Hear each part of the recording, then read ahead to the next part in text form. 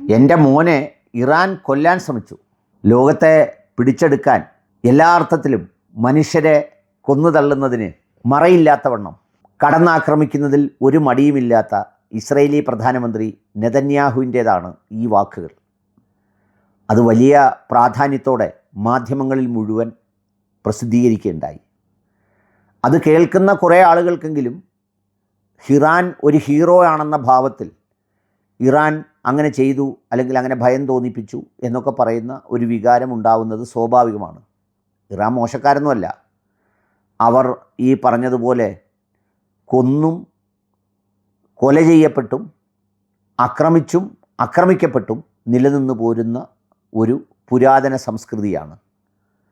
അത്രത്തോളം തുടർച്ചയുണ്ട് അവർക്ക്. ലോകത്തിൻ്റെ ഏത് ഭാഗങ്ങളിലും ഇറാൻ വംശത്തിൻ്റെ ഒരു പാരമ്പര്യത്തിൻ്റെ കണിക അവരുടെ ജനിതക ഘടനയിൽ കാണാതിരിക്കാനാകാത്തവണ്ണമുള്ള പ്രസക്തി ലോകത്തിൻ്റെ ചരിത്രത്തിൽ ഇറാനുണ്ട്. പിന്നീട് നടന്ന യുദ്ധങ്ങളും, ഇറാൻ യുദ്ധവും പിന്നീടുണ്ടായിട്ടുള്ള പല യുദ്ധങ്ങളിലും ഇറാൻ്റെ ശക്തി വളരെ ഗണ്യമാണ് എന്നുള്ളത് ഇപ്പോഴും തെളിയിക്കപ്പെട്ടിരിക്കുകയാണ്. യഥാർത്ഥത്തിൽ ഇറാനെ അമേരിക്ക ആക്രമിച്ചതിലൂടെ ഇനി അടുത്ത സമയത്തൊന്നും അമേരിക്ക ഒരു രാജ്യങ്ങളെയും ആക്രമിക്കാൻ ഇറങ്ങാത്തവണ്ണം പാഠം നന്നായി പഠിച്ചിട്ടുണ്ട്. പല വാചകങ്ങളും കസർത്തുമൊക്കെ നടത്തുമ്പോഴും ഹോർമിസ് കടലെടുക്ക് മുന്നോട്ട് കൊണ്ടുപോകുന്നതിന് ഒമാനും ഇറാനും ചേർന്ന് പ്രഖ്യാപിച്ച മാർഗനിർദ്ദേശമാണ് അവസാനമുള്ളത്. എന്തോ ആട്ടെ, അത് വേറൊരു വിഷയം. പക്ഷേ ഈ നെതന്യാഹു ഇങ്ങനെ ഇപ്പോൾ അലമുറയിട്ട് പറയുന്നതിന് രണ്ട് കാരണങ്ങളുണ്ട്. അത്തരത്തിൽ ചില ശ്രമങ്ങൾ നടക്കുന്നു എന്നെന്തെങ്കിലുമൊക്കെ റിപ്പോർട്ട് വന്നിട്ടുണ്ടാവും. പക്ഷേ ഇപ്പോൾ അത് ഉപയോഗിക്കുന്നത്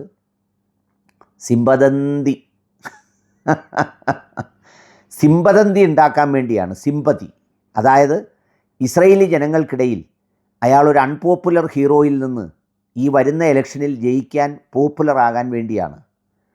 ഇറാനുമായുള്ള യുദ്ധത്തിൽ വലിയ ഗുണമൊന്നും കിട്ടിയില്ല. ഫലസ്തീനുമായി യുദ്ധത്തിനിറങ്ങിയപ്പോഴും ആരെയും അവർ വിട്ടുകൊടുക്കുന്നത് വരെ പിടിച്ചെടുക്കാനോ ഒന്നും കഴിഞ്ഞില്ല. ലക്ഷങ്ങളെ കൊല്ലാൻ കഴിഞ്ഞു, അവരെ ഇല്ലാതാക്കാൻ കഴിഞ്ഞു, ആയുധങ്ങൾ കയ്യിലുള്ളതുകൊണ്ടും അമേരിക്ക ഒപ്പമുള്ളതുകൊണ്ടും. പക്ഷേ വേറൊന്നും നേടാനായില്ല.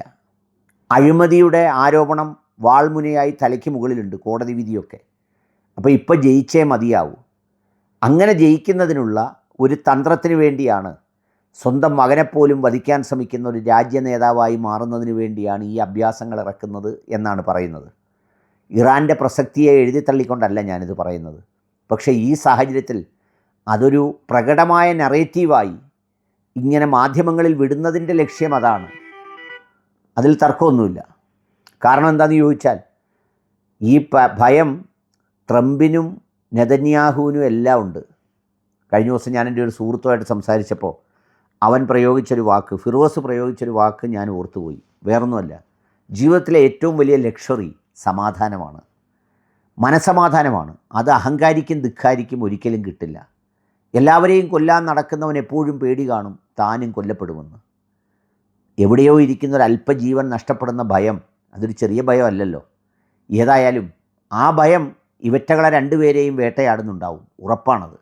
പക്ഷേ എന്നാലും അത് കച്ചവടത്തിനായി പ്രകടമായി വെച്ചത് ഈ സഹതാപം പിടിച്ചു വാങ്ങുന്നതിന് വേണ്ടിയാണ് എന്നതാണ് ഒരു സത്യം. അത് മറക്കാതിരിക്കാനാണ് പറഞ്ഞത്.